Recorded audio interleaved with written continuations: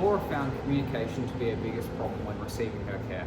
Most of her health professionals did not communicate their care goals with each other, creating conflicting care plans and often placing pressure on Laura to be the one to communicate.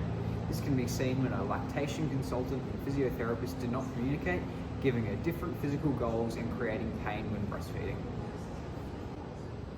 Some of her health professionals worked well together and saw each other frequently, whereas with others, Laura would be constantly repeating herself between different health professionals, telling the same story again and again.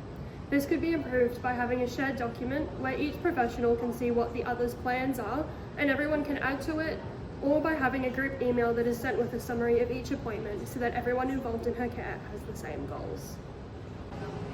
The client continuously received conflicting information from different healthcare professionals. Laura found it difficult to do what one professional was saying whilst considering conflicting advice for a different appointment. This is especially difficult for a new mum, Laura having to remember everything for herself while she's also juggling her baby's health appointments, lack of sleep and trying to get her career back on track. For example, the GP and dietitian both gave nutritional advice, though the dietitian focused on her lifting career, whilst the GP's recommendations were centered around breastfeeding.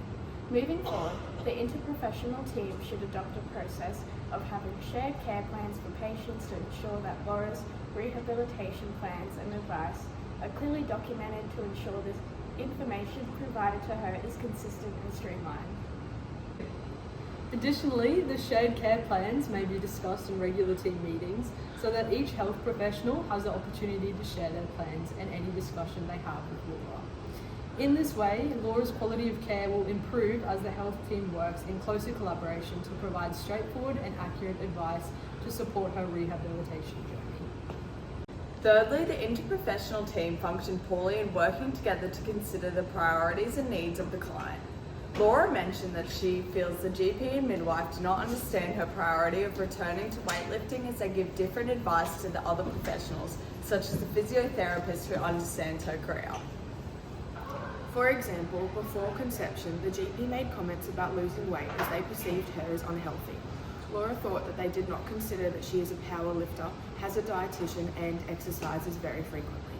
Going forward, the interprofessional team should prioritise actively listening to Laura's interests, values and goals to ensure that they are client-centred in their practice. Having regular case conferences with the professional team will be effective to discuss the client's occupational and personal goals and how they can be incorporated into all care plans.